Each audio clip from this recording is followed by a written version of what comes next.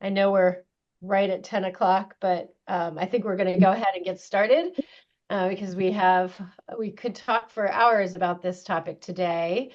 Um, but I'll kick us off by just first of all, thank you all for coming and joining us for Coffee and Conversations today. Today is Tuesday, May 20th, 2025, just in case people listen later for the recording. I'm Jackie Carrera, President and CEO of the Santa Barbara Foundation. And for those of you who are new to the series, and I know none of you really are new to Santa Barbara Foundation, but just so you know, we hold these events every few months exclusively for our donors and fund holders. And we hope by holding these sessions that you're able to become more engaged in your philanthropy. We cover a broad range of topics, and sometimes it's an area of need in our community. Sometimes it's work that's being done by our partners. In fact, it's almost always about what our partners are doing.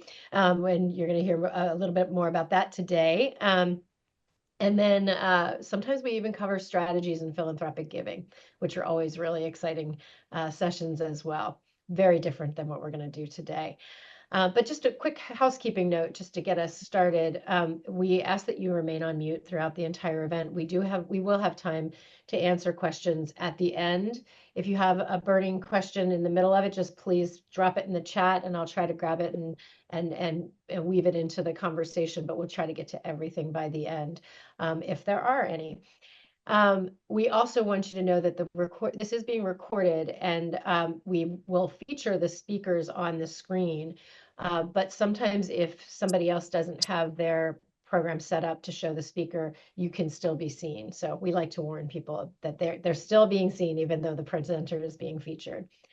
At the Santa Barbara Foundation, we work with donors all the time to focus on issues that range from arts to social services to environment to capital projects. It's just, a wide range of issues. And because we always start where people are in their vision for their own philanthropy. We also have a few focus areas that we work on specifically based on things that we have looked at in our community. We see trends, we see needs, and those have for the last few years focused primarily on behavioral health, access to health care, workforce development, child care, food insecurity, housing affordability. And we're always focused on the strength of the nonprofit sector and really making sure that our sector is as strong as it can be, because they're vital to the lives of many people in our community.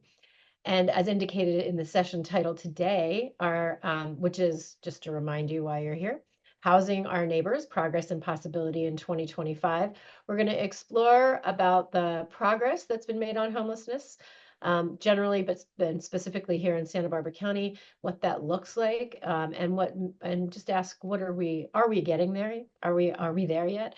And what are some of the challenges that our partners are facing? We're also going to look into the federal policies, budgets, and those shifts and how they're shaping and affecting local resources. We have an amazing group of local experts today, and I have their bios here, which I will read for you. These are folks who are on the front lines and have been doing this work for a very long time. I think if you asked anybody in Santa Barbara County who the top experts are in the area of homelessness, you would find these three people undoubtedly at the top of the list. And so I'll start with Alexis Shamamba, is the Director of Housing and Quality Assurance for Good Samaritan. She leads initiatives to improve service delivery, ensure program compliance, and promote outcomes fostering for those experiencing homelessness. Alexis has over 11 years of experience in homeless services and is deeply committed to supporting individuals and families in achieving housing stability. Alexis holds a Master's of Science in Nonprofit Administration and a BA in History and Education. And Jet Blackmartz serves as the Homelessness Assistance Programs Manager for the County of Santa Barbara, where she leads a team specializing in federal, state, and local homelessness grants compliance, and assisting organizations in maximizing funding to meet community housing needs. Jet has spent her entire career advocating for change, systemic change in housing equity and homelessness response within the nonprofit and the governmental sectors.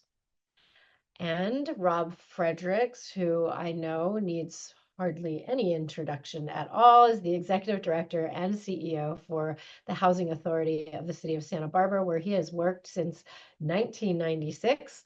Rob also serves as an officer of the Housing Authority's two affiliate nonprofits or 501c3 organizations. One is called Second Story Associates, and the other is Garden Court Inc.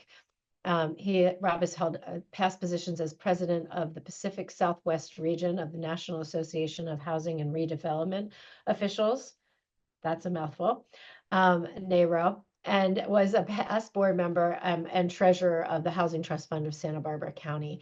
He holds a BA from Cal Poly, SLO, with a concentration in real estate financial management. And last but certainly not least, we have Bridget Bugay, who's our Santa Barbara Foundation Senior Program Officer. She works with partners across the county, focused primarily on food, shelter, and safety, and housing affordability. Prior to coming to the Santa Barbara Foundation, Bridget has a whole range of broad experiences in the nonprofit and philanthropic sectors. She's worked with the United Nations agencies, as well as programs that focus on corporate social responsibility. Bridget holds her BA from UC San Diego, a master's from USC, and is it a master's of science? Is that what that is from London School of Economics? Go ahead, what is it? You can correct me, what is it? No, that's correct, yes. It is, okay, good. London School, you've been all over the place, Bridget. And so we're really excited to have this great group here today. And to kick us off, I'm going to turn to Bridget. We often during these sessions ask our staff to provide a PowerPoint, a presentation that sort of sets the tone, lays the groundwork for the topic that we're going to be presenting. And so we've asked Bridget to do that today, and she's going to give us a little background. So I'll turn it over to you, Bridget. Great, thanks, Jackie. Good morning, everyone. Thank you so much for being here today. It's great to see a lot of familiar faces and meet some new ones. My name is Bridget Bugay. I'm a program officer here. And I'm just going to do a quick overview, a little bit of a snapshot of homelessness in Santa Barbara County, share a bit about the framing that we use at the Santa Barbara Foundation for the work we do, and then share a bit about our programs that address homelessness and housing. So this is just a quick snapshot of homelessness in the county. This data is from the county's 2024 point in time count report. The point in time count is an annual census. It takes place on one night each year, and government, nonprofits, and volunteers all work together to literally count the number of people experiencing homelessness that night. So it really is just a snapshot of homelessness on that particular night, but it is helpful for us understanding changes year over year and trends across the county. So in 2024, we had 2,119 individuals experiencing homelessness. 622 were unsheltered and living outside. 710 were living in their vehicles, and 787 were in shelter. Over half of those individuals were experiencing homelessness for the first time, so 54%. Something that we watch quite closely is the age ranges of folks, in particular, folks under 24 and people over 55 is something that we're particularly concerned about, and we're seeing some growth in those areas. And then I just wanted to pull this last one out for you, and that is households with minor children. We are seeing a concerning increase in families with minor children who are experiencing homelessness. So in 2024, there was 125 families with minor children, and likely that number is harder. There's a few different factors that actually make it harder to calculate children in particular, but including families with minor children. So a little bit more on the demographic and trends that we're seeing. That 2024 number represented a 12% increase in homelessness between 2023 and 2024. That was also an increase in first-time homelessness, so that 54% number was up from 45%. Two groups that are growing quickly are older adults and families with young children. There's an increase in vehicular homelessness, so that number was up 16%. And there's a dotted line in a lot of regards between increase in vehicular homelessness and that first-time homelessness increase. And finally, we're seeing overrepresentation compared to the general population in the county of Black, African American, and Indigenous and American Indian clients. So this might be a lot for 10 a.m. on a Tuesday morning, but just I wanted to quickly show this is some of the, this will help kind of set up some of the conversation we're having today. And it's a helpful framing, and that is kind of the inflow and the outflow of people into the homelessness system. So you can see here is that yellow line maps the folks that our service providers have connected to housing and have successfully exited the system. So that's what we call our outflow. And I'm sure you'll hear more about that today. But what I just want to note is that our service providers have actually done a remarkable job over the past several years of getting folks into housing despite our housing crisis. So you'll see that yellow line is actually going up. This blue line, however, is also going up and at a pretty quick rate, and that's what we call the inflow. So how many people are falling into homelessness? So ideally, we want those two lines to converge. But if our inflow is increasing faster than our outflow, no matter how quickly our service providers are working, it's going to be a challenge. So here's that framework demonstrated a little bit differently, and this may look familiar to some of you on the call. This is a graphic that we do see on occasion. So moving to from left to right, we have inflow of folks into the system. We have services and shelters for those clients who are experiencing homelessness. And the goal is to move them through the system, which we describe as our outflow. And I'm going to add one more dimension to this graphic because it's how we think about it at the Santa Barbara Foundation. And that is housing that's affordable on kind of both ends of this spectrum. And that's both as a preventive mechanism. So housing that's affordable to people living here so they don't fall into homelessness. And then on the other side, increased housing that's affordable so people can move out of the homelessness system and into permanent housing. And so when you map our work at the Santa Barbara Foundation across this continuum, it looks a little something like this. So our shelter and safety program supports nonprofits working across this spectrum, but in particular, those working with clients who are experiencing homelessness and need that shelter and those wraparound services. Our housing affordability initiative works kind of on the outer ends of this spectrum by protecting, preserving, and producing housing that's affordable to prevent folks from falling into homelessness, and then also make sure that there's housing accessible to clients transitioning out of homelessness. So our shelter and safety program is primarily a grant-making program. We consider it part of our basic needs work, and it falls within the broader portfolio of our community grant program. And that community grant program, we practice trust-based philanthropy that provides unrestricted multi-year funding to nonprofit organizations that are meeting basic needs in the community. And that allows them to both provide services to clients or build the capacity of their organizations, however they need in order to build strong, resilient nonprofit sector and provide services to their clients. Because this is a community grant program, it is a committee-led process. So we actually work with experts, people with lived experience, and other nonprofit leaders in the community to make those grant-making decisions. And as part of that process, we do 1 to 2 site visits to make sure that we really know our partners, that we can understand what they're seeing, understand trends in the community, and understand how we can be good partners in addition to our grant making.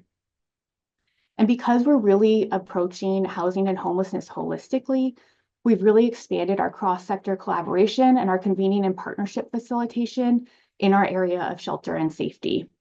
It may be no surprise based on what you've seen in the last few slides, the need is growing. So we have an increase in applicants annually. Last year, we had 26 applicants applying for $720,000 of funding. And we were able to award, based on our budget, $340,000 to 15 grantees. So that's still a gap of $380,000. And we expect that need to increase for a number of reasons, including some of the federal uncertainties that you'll hear more about today.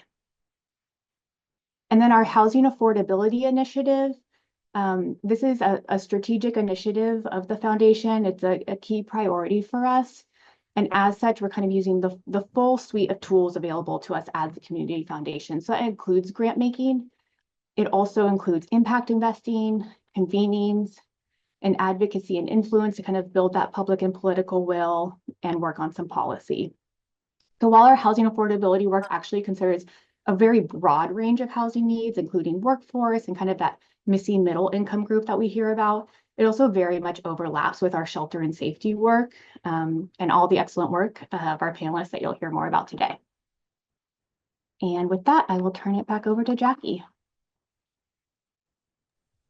Thank you, Bridget. That was really helpful. And you know, my husband and I went out and did the point in time count this past year, and you know, it's one thing to see the maybe 9, 10, 12 people that you see on the street that morning, but then to see it add up to those numbers is always really surprising to me.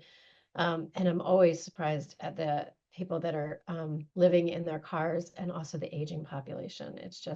And kids, as you said, Bridget. Thank you for sharing all of that. Um, to um, to get us started, and I know we're going to be in speaker view. Let me get that going. Great. Let's start with our panelists to give us a little overview of the work that they each do at their respective organizations and agencies. And so, Jet, I'd love to start with you if you are ready. Yeah, Tell absolutely. us about Thank what the you. county's doing. Yeah. Yeah, so my name is Jet Black Merritz, and I'm the Housing Homelessness Assistance Program Manager for the County of Santa Barbara. And so the county does not function as a direct service organization, but we do act as the fiscal agent for state and federal funds that are coming in locally. And very importantly, we act as a coordination hub for a lot of the service providers. And the main way in which we do that is through the continuum of care. The continuum of care as a concept from the federal government has been around for a few decades. I believe it started in the early 1990s.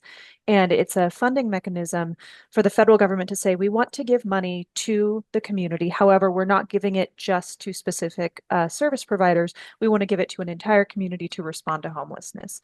And so the federal government compelled us to come together and create a continuum, a consortium of service providers as well as local governments to actually administer that funding and make sure that we have a holistic response. Locally, that response really became very active in the 2010s. The continuum of care really got its feet under it at that point, and we ended up opening our homeless management information system. And what that means is any service provider who is screened and signed on to that homeless management information system is able to access the data from any client that's within that system so long as the client has released their information. This level of visibility had not been possible and had not been done before. But now we're able to see as one person enters the system, what services they're receiving, what service providers they're interacting with, and ultimately how are they getting out of this system. And so being able to track the process of one individual through a complex system is huge. And so we've really developed a library of a wealth of information and data on the individuals who are experiencing homelessness locally. So I have the privilege of working very closely with Alexis and Rob, as well as Bridget, on the continuum of care. It's a board of about 30 individuals who represent all different sectors. We have people from the school district, people from private philanthropy, housing service providers, homeless service providers. We really try to get the full spectrum of individuals involved. One of the things that's becoming more apparent if you think back to that graphic that Bridget showed, is we can't respond to homelessness within the narrow lane of when people are experiencing homelessness. We have to go before they lose their housing and then follow them after they gain their housing to make sure they're actually able to stay in there. And so as the county, we have the flexibility to do so. We don't have a narrow scope of work. We're not saying we are only service providers providing medical services or we are only shelter providers providing shelter. We have the relationships to interact with all of these different providers in all of these different sectors to bring them together to actually respond and create a cohesive pathway for someone who may have fallen out of housing to regain that housing. That's kind of what we do in a nutshell. But the team we have at the county is extremely skilled and talented. We have people that are focusing on um, medical responses to homelessness. We have 2 data analysts. We have people that are running the coordinated entry system, which is how people access the system. We have a dedicated staff person for the continuum of care. So it's a very complex system, and I feel very fortunate to be working with the people I do to help move the needle on this. Yeah, Jet, I'll second that. It's a great team, and we're really lucky to have you all at the county working across sectors on all of these issues. So thank you, and thank you for explaining the continuum of care. It's doing really well right now, and I know you've actively engaged so many different organizations from all those sectors. So it's wonderful to have that place for everyone to be able to come together to solve this creatively and without being in their silos. So thank you. And Alexis, we are so grateful to have you on the call and also representing a nonprofit organization and not just any nonprofit organization, but I'd say the lead homelessness service provider working across our county. At one point, I think I heard you had 75 programs or something like that at Good Sam. I do know that you are everywhere, and we probably won't be able to talk about all 75 programs, but I know everyone is really excited to hear about what Good Sam is up to. So, Alexis. Awesome. Thanks, Jackie. Yeah, so Good Samaritan Shelter is the largest homeless service provider in Santa Barbara County, and we do have high 60s at the moment, I think, programs. But we have shelter programs throughout the county. We have non-congregate and congregate shelters. So the difference of those two are big open rooms with bunk beds and folks in them, or we also have different shelters in partnership with Dignity Moves that are like individual pods that we're operating as well, where people have their own space to be able to find some reprieve from being unsheltered. We have outreach teams, we have mental health treatment programs, we have substance abuse treatment programs. We also have a full housing support team. And so we are following folks in housing once they are housed and providing robust support services there. We have housing navigators, we have rapid rehousing programs. We really seek to have a full continuum within our agency to be able to refer folks to the next step of support for them and what it looks like in their lives. And so we're super blessed to be doing this work. We've been around since the 80s, and we have grown substantially in the last 5 years, but we're super thankful to be operating shelters countywide. We also have a specific shelter for homeless women who are victims of human trafficking, which we've also seen an increase in that trend as well. And so we have other little programs, like we have an after school program in Santa Maria for the homeless youth who are living at that site, and we provide tutoring and after school programming. We provide recuperative care programs and just a full, robust scale of programming to really meet the diverse needs of the different homeless population that we're interacting with. And across the county, right? You've Yes, got yeah, Santa Maria, Lompoc, South Coast. Yep, we're like Carpinteria all the way to Guadalupe with clients. Yeah, that's amazing. Thank you. Thank you for what you do. We're going to dive into some of what you talked about in just a second, but first we'll turn to Rob. And Rob, you are involved in all good things. You have an incredible track record. You've built beautiful developments and have done this for many years. Can you talk about what you're up to and also kind of share with the group what the 501c3s are that you work with and how they interface with the Housing Authority? Sure. Thank you, Jackie. And good to be here, everyone. Again, I'm Rob. I'm the Executive Director of the Housing Authority. And for those of you that don't know, the Housing Authority is a local public agency. We're a creature of state law. Our enabling act is under the Health and Safety Code. And if you ever have trouble going to sleep at night, just pull down the Health and Safety Code and read the Housing Authority law that will tell you about what we're able to do. But even though we were created in 1969 by the city of Santa Barbara as a separate public agency to address the affordable housing issues in the community. And ever since being created by the city as that separate agency, we've leaned into the issue of, well, there's just not enough affordable housing for people in need in Santa Barbara. And that's something I'm really proud of. I stand on the shoulders of my predecessors here at the Housing Authority, Rob Pearson, Bob Furman. That's an interesting fact. The only people to run the agency ever are three people, and all their names are Rob. So evidently, the next, I don't know, maybe that's in some enable bylaws or something. Who knows? But just kidding. So anyway, we've done really fabulous work, and one of the reasons that I think we're successful is that even though we're a public agency, we operate much more like a nonprofit. And we're not just order takers like a public bureaucracy, like, this is our lane, this is what we have to do. We really lean into those identified housing problems and look for solutions and look for ways to say, yes, we can do this. And we do that every day. And so we have created over 1,500 units that are affordable that we own and manage here in the city of Santa Barbara.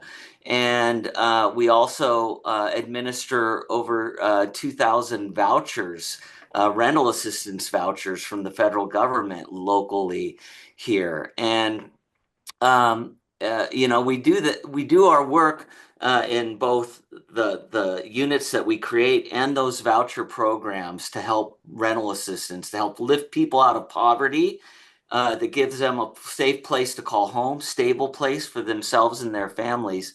And we serve a variety of people, those who are low-income families, seniors, those who are disabled, and those who are moving from homelessness. And we're only able to do that with our strong partnerships with the community, with Good Sam and Alexis.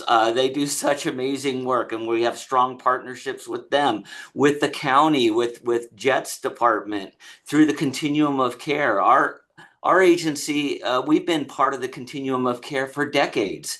And, I reach out to my fellow housing authorities across the state, and a lot of them, they're not members of the continuum of care. And how are you going to adequately address the homeless issues as a housing authority if you're not plugged in to the community of the continuum of care? So it's so important that we are there. And we've done some really, really good work in that realm. Almost 20 years ago now, in 2006, we created the first um, permanent supportive housing development in the county of its size, called El Carrillo, 63 units built on a half acre. It's one of the loveliest developments that we've ever created, where people can hold their heads up high and say, I live here. And there's on-site supportive services there that help people to retain their housing. And Alexis mentioned it in her opening statements that part of the work that's so important is once we get people housed, we need to keep them housed. And it's not just about like saying, here's your key, good luck. It's about wrapping those services around them, whatever it may be, to help keep them housed. And that's where, we can provide the housing, but we're not experts at the supportive services of whatever that may be needed. So that's why we partner with all the other agencies to help provide those services. You mentioned, Jackie, our affiliate nonprofits, Second Story Associates and Garden Court Inc. Both of those nonprofits were formed to help expand the services that we can provide, and not to put ourselves in place of those other nonprofits that do work in the community, but to bring those nonprofits together and to connect and say, hey, we have this nonprofit, help us bring those services that are necessary that you do to serve our clients. And that's what both Second Story and Garden Court Inc. does. Garden Court Inc. focuses more on those senior services and senior housing, where Second Story is a little bit broader, working with families, low-income families and disabled households. And we try to do, we have these instant grant programs where, a family may fall apart because their car breaks down and they need the car to get to work, yet they have to pay their rent too. So Second Story has these really easy grants that we're able to quickly look at and say, okay, we're going to get your car fixed right now, and you can pay your rent. We're going to get your car fixed for you, and so you can continue on with your necessities of life. So that's something I'm really proud of that Second Story and Garden Court Inc. does. Garden Court has these grants available for the seniors if it's getting the dental care that they need, or medical care, or a laptop to help them thrive as seniors of whatever they do to continue on with their writing. We Garden Court will pay for those that are really necessary for them, that people don't realize. So that's what we do. I'm really proud of it. I've taken up too much airtime. I'm Oh, sorry. I could go on all day talking about the good work, but it does take the village of all of us working together. well, Rob, first of all, we could listen to you all day, so don't apologize. Secondly, I just want to say there's something about the name. I don't know about the Robs at the Housing Authority, but I will say I came from the parks world, and I worked with everyone named Parker, Birch, Grove, Forest. They all had names related to that work, so I do think there's something in a name. I also just wanted to, back to the topic at hand, reminisce for a second about the Santa Barbara Foundation. Back in 1948, we had a board of directors, no staff, that did focused on the various issues around the county. And one of the things that they did was produce a report on substandard housing in our county. And that was actually a precursor to the housing authorities in the county, of course, the county housing authority first. So that was really interesting, all these connections from way back when. We should have a history show, one of these. That would be really interesting. Great partnerships that you have. Thank you all for sharing your stories about your organizations. I'm going to turn for now to just reflect for a second on the how critical stabilizing our unhoused population is, not just for each individual, which is primary, but also for the health of our community at large. I mean, this affects everything. Alexis, you talked about children in the system and needing to provide the tutoring services and after school services. And just think about being a child and trying to attain, any kind of academic excellence while you're also struggling with where you're going to sleep at night, and just the issue of being unhoused. And we work with PATH and some others, and those that have beds there. And actually the Santa Maria Dignity Moves project has units set aside for those who are experiencing medical crises and having issues with medical care. And so there's a whole component that is related to the healthcare system. The safety, we just heard in the news, a woman who was unhoused and approached and attacked recently, and she was an older woman. And so just the safety of our aging population, I think, Jet, you said it's complex, it's really layered, and I don't think anything could be truer.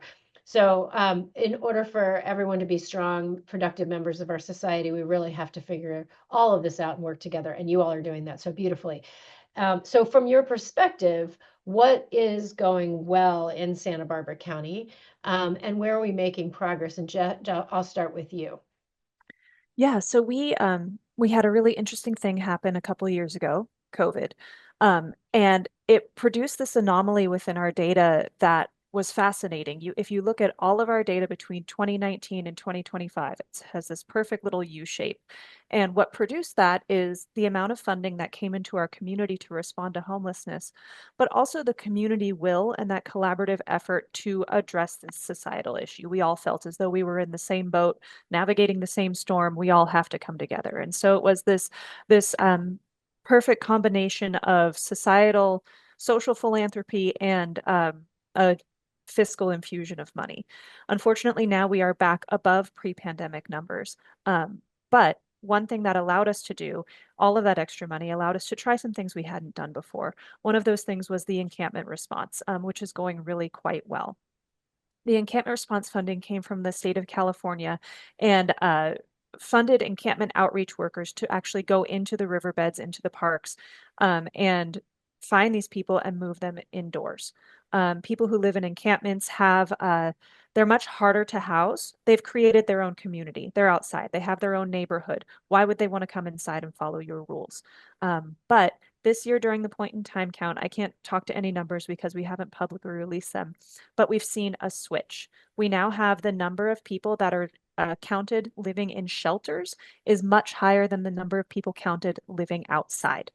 That's with the exclusion of vehicles, but that's an amazing accomplishment. And that came out of this increased funding, very targeted funding to a specific population.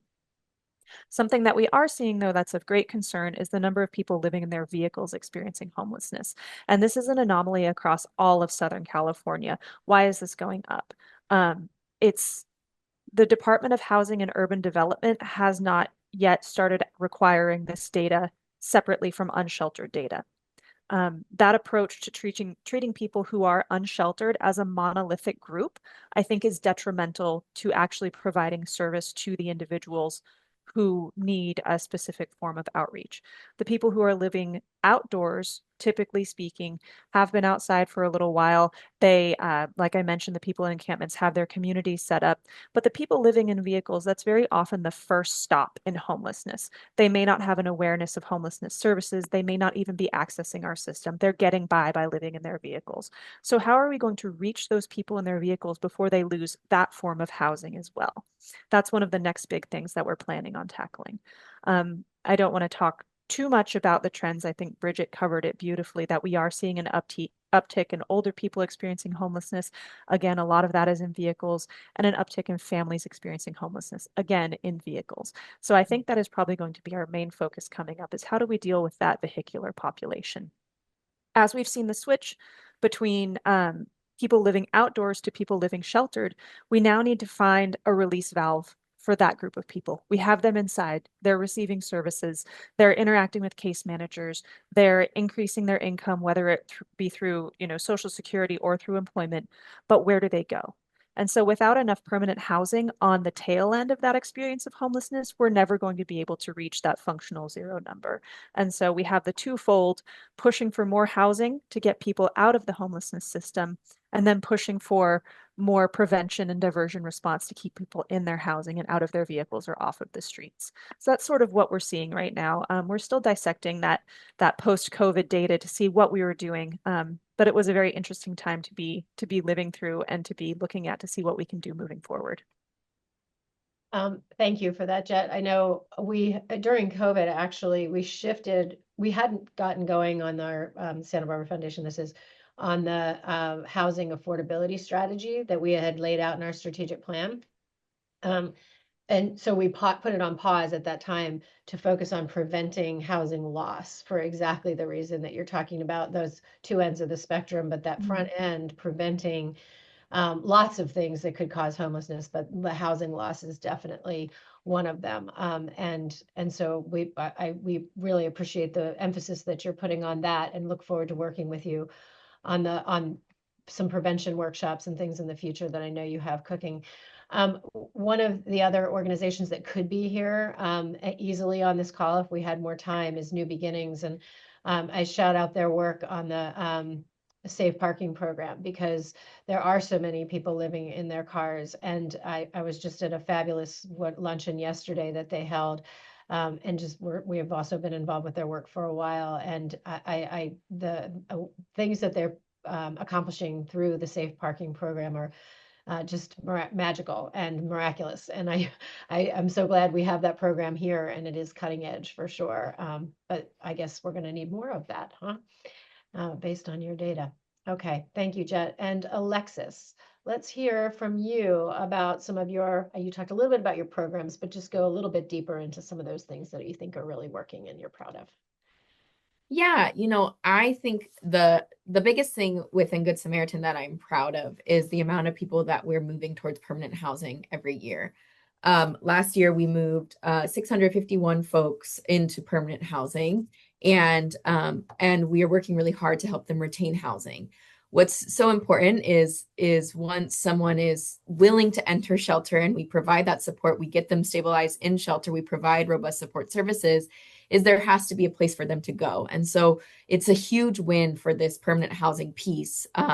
Over the past several years, there's been a change in the housing stock availability for folks experiencing homelessness. There's a lot of work and projects that become open, such as Veracruz was opened under Rob's leadership, and then there was another project, Buena Tierra and Goleta, opened under the other housing authorities' leadership. And while those programs are amazing, that when they're filled, and there's hundreds and thousands of, like, over 1,000 people who could use those units. And so what we're seeing and being able to be really creative in is helping folks find housing with minimal subsidy, and kind of we call it low-hanging fruit, even though nobody is fruit, but it's where can we help folks who are just now falling into homelessness and get them right back in? Because what we see happen is the folks who are chronically homeless, they require the most amount of support to get back into housing.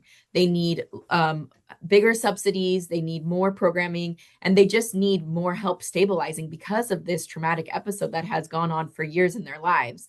And so Good Samaritan has kind of switched focus a little bit last year. And really, we have some new programs that we launched that are specifically using the CalAIM funding through the state to help house folks who are just now newly homeless. And so that number of housed last year, a large portion of that was with the CalAIM funding, and just this kind of refocus of who are we targeting to get housed. And we don't forget the other group, they're still moving through the process of coordinated entry and waiting on those units that the housing authorities have available. But it's kind of, at this point, I tell my team, we're throwing darts at the dartboard, and whichever one lands, we're moving them into housing. We are trying to be creative and do a lot of different shared housing opportunities. We are moving folks into room rentals, and we're doing a lot of mediation with landlords to really help find good matches for folks moving into that space. But I think as a whole, our community is really good at looking at the issue of homelessness as an emergency response. Other communities kind of look at it as this is always been, this is going to be. I do some other work volunteering in this emergency response field, and I really see that our board of supervisors, our community, the nonprofit sector as a whole realizes it's all hands on deck approach. We got a fire, we got to put it out. And I love that about Santa Barbara County, because I do believe that we all have a responsibility to help ending this problem. And if it was any one organization or one reason somebody becomes unhoused, and then we'd only have one solution. But I don't think that Santa Barbara County views it as this way. I think as a generalization, I think Santa Barbara County acknowledges that it's a complex issue, and it takes an all hands on deck approach to really solve it. And so I would say I'm really proud of our community for that. And we've stood up a lot of shelters in the past 5 years that are instrumental in moving folks off the street and really helping with that emergency response. The encampment response, as Jet mentioned, has really helped get people out of unsafe areas and really get them back on the right track. And so I'm just really proud to do this work in a community. I went to a national conference a while back, and listening to some of my counterparts, I was just shocked by how they were up against so much within their own communities and their government, and their local support was just not there. And so that's what I'm really proud about and thankful that we're doing this work together in Santa Barbara County. It's not just Good Sam. It's not just the Housing Authority. It's not just New Beginnings. It's not just whomever. We're all in it together, and we all view it as these are our people. We need to get them housed. Thank you for pointing that out, Alexis. That is hopeful. Good to hear, especially with your perspective coming from a national conference and seeing things in other areas that aren't as cooperative and collaborative. Rob, tell us what you're seeing.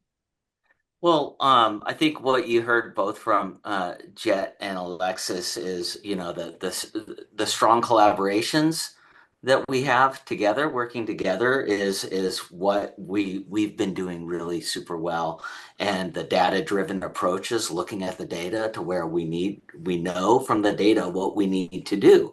So that's helpful. And just the housing that we've provided, that we've leaned into it, like Veracruz Village, and upcoming we have the quality and adaptive reuse conversion that's going to provide 32 units of homes for people moving from homelessness to a home, from people who might be living in their cars right now. And we've seen far too much of that.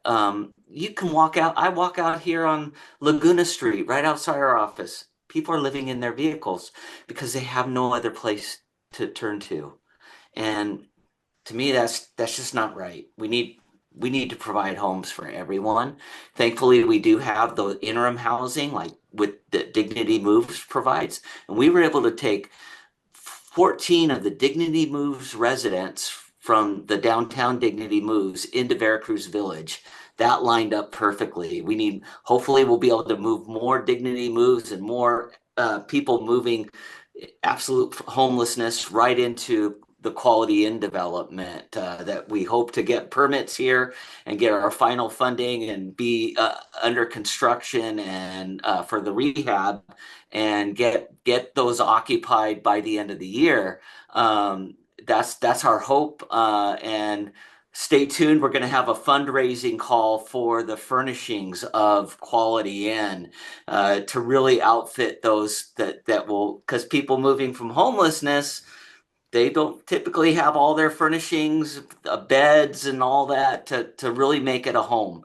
And so we'll have a call out for that at the appropriate time for fundraising for that. But our efforts have shown that supportive housing works.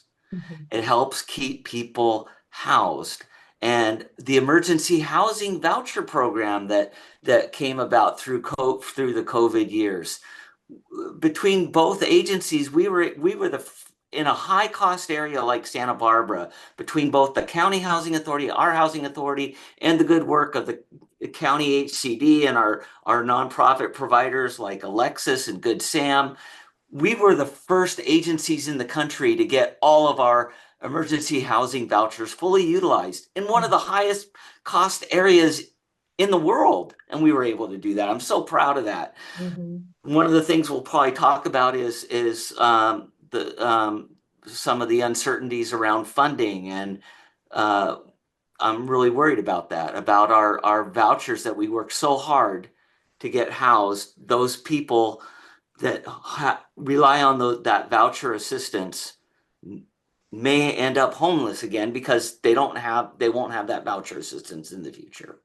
But So actually, let's roll us into, I'm going to combine the sort of the what are the challenges, and then what is the effect that you're seeing of the federal policies and budget changes and or uncertainties. And Rob, while you have the floor, since you've gone down that path of the vouchers, can you just expand a little bit about that and also build on any other challenges that you wanted to highlight today?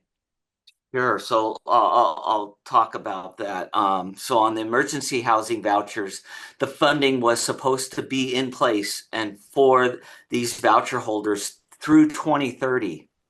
We received notice earlier this year that, sorry, folks, that funding's only going to be available for those emergency housing vouchers until the end of 2026. And then you can't count on any funding. So I'm really worried about that. I know the county is, as well as Good Sam and others, and we're looking at, well, maybe we can fit some of them into special needs vouchers that we have or other vouchers that may be available. The big problem, though, is that the regular voucher program is under attack with the administration's approval budget proposal that's currently out. They're looking at reducing rental assistance by 43%. So if you just took the math right now, we would have to cut our voucher program. Those people with least vouchers right now, over 900 of our voucher holders would stop receiving housing assistance. And without that, it brings people right back into poverty. If they can't pay their rent, what happens? They end up living in their vehicles. They end up living in encampments. And I'm super worried about that. I mean, I put out the red alert to all of our partners, council members, everybody, that we need to push back on those proposals. And in the past, we've seen, like, of course, the administration, this administration and past administrations have looked at reducing funding, but I'm worried about the makeup of Congress and having it all just pushed through. And all of a sudden we're left with the after effects of people's lives being destroyed. So. All right. Thank you, Rob. I'm going to jump over to Jet with a similar question about challenges, but also the impacts of federal policies, just while we're in the vein of government funding and city budgets or administration budgets, federal. What are you seeing and what are you thinking about, Jeff or Jet? Yeah, I think the uncertainty right now is the biggest thing. Our department, the county department, and all of the funding that comes through us, we don't take direction from the president. We don't take direction from Congress. We only respond when HUD issues a direct notice that this must be done. And we have not yet heard anything from HUD. The president released his, I wish budget recently. And HUD made some changes to CDBG, but we don't know what's coming. We don't know what we need to even prepare for. So we're stuck in this in between of making sure all of our funded providers are feeling okay about their funding and secure in their funding so they can keep doing their work without being able to actually promise that it'll be there next year. And so it's a difficult dance to be honest and truthful and not incite panic. And so that's what we're working toward, is just we're all going to continue doing work as we're doing work until we are directed to do something different. We're not going back and changing any of our contracts or anything. And so that has been a very emotional challenge for our department as well as our providers. I think one of the biggest challenges locally is getting outside of the homelessness response system and figuring out how we can bring in more partners and how we can reach individuals who do not necessarily consider themselves homeless. I'm talking about those people that are living in their vehicles who may not have interacted with the homelessness response system. They don't yet have that mindset of, oh, I need to access services. No, I'm okay. As long as I have my car, I'm going to be okay. But we want to be able to reach those people and help those people. So how do we get to them if they're not coming to us? The cost of living here, of course, I mean, that's going to come up in every conversation you have, be it business, housing, whatever. It's just expensive to exist here. That combined with the people who are falling into homelessness are typically our service workers, are the people who are having, their pay point is much lower than someone who has, a full-blown career in, whatever industry as all of us have. These are the people that are taking care and keeping our community running. What's interesting though is I was able to spend some time this past year working for a national consulting firm. And I heard the same thing from people in New Orleans, Louisiana, people from Birmingham, Alabama, people from Greensboro, North Carolina. It's just so expensive here. People can't maintain their housing. And their price point for housing is so much lower than ours, but it was still just a common problem nationwide. And so I think we come up against that locally is the Santa Barbara exceptionalism. Oh, we can't try that here. We're Santa Barbara. We have such high prices. We have such low pay. We have all of these things. But being able to get out of Santa Barbara and see what was happening on a national level, our problems are everyone's problems. And so I think getting our response to be a little more open to replicating what's being done in other communities that has been successful, because Santa Barbara is unique and special and wonderful, just like every other city is unique and special and wonderful. And so how can we make sure that we're moving forward with best practices and not reinventing the wheel with everything we're trying to do here, I think is one of the greatest challenges. Yeah. Well, thank you for keeping your eye on that and making sure that we know what those best practices are and bringing them to the continuum of care and all the partners involved in that. Alexis, I love that you're next because you ended the last one with how Santa Barbara County is at the same time as it's all the things that Jet said, it's all the things that you said, which is collaborative and really focusing on the emergency that this is. But what are some of the challenges that are keeping you up at night? I know you mentioned CalAIM. There have been a lot of talk about cuts to various programs, and not just cuts, but just in general, the things that are challenges in your world.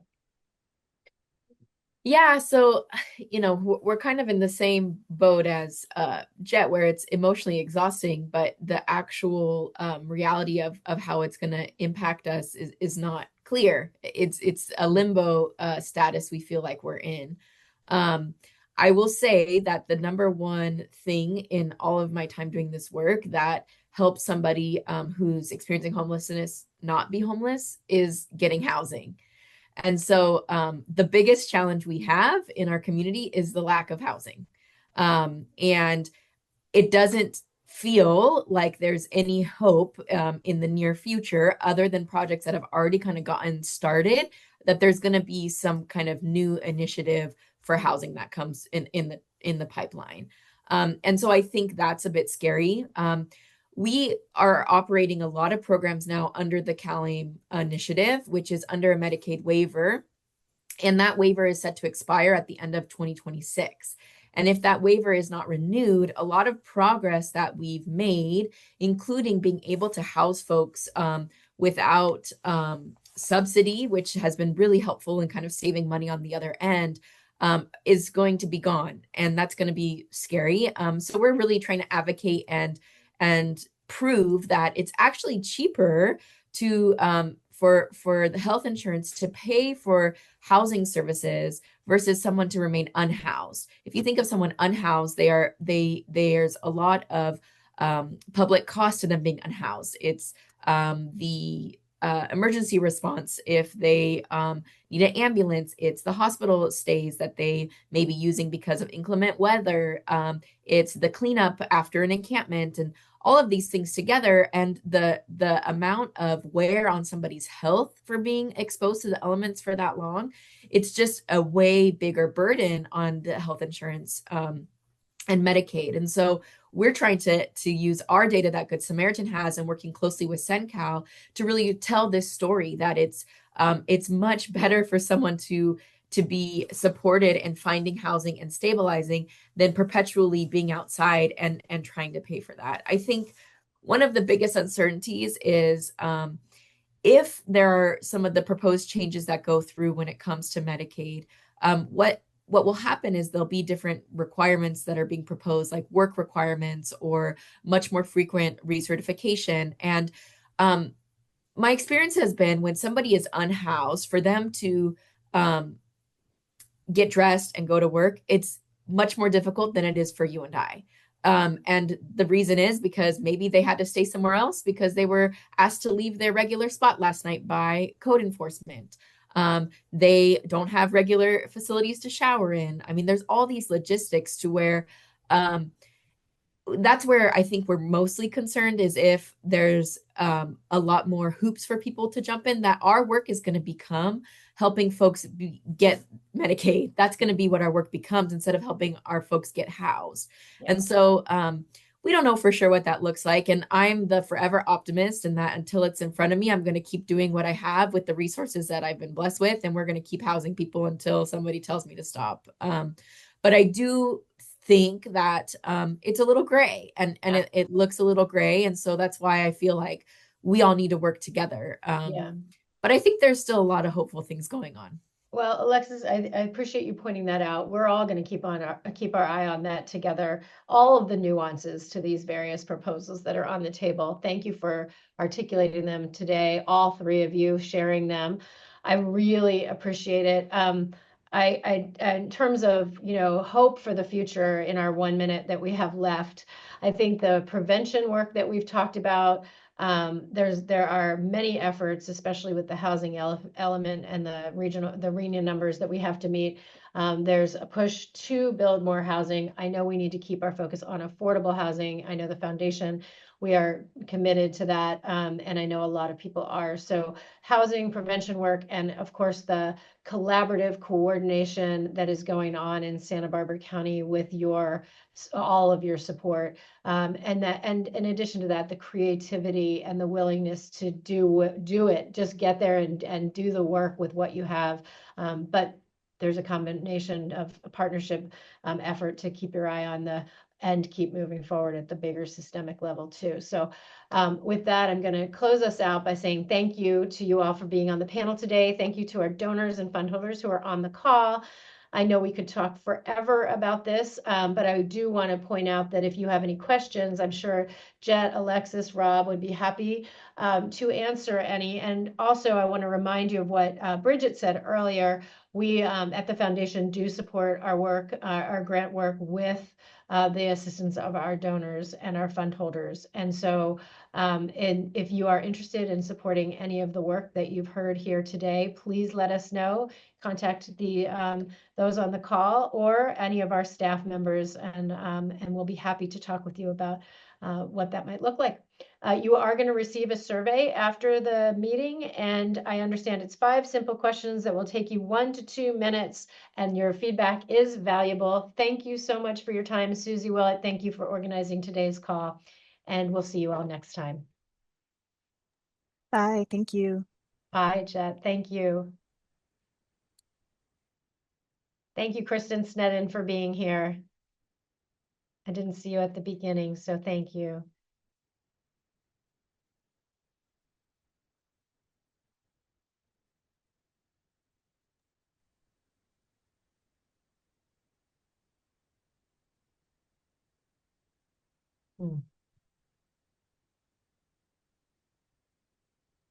Great job. There were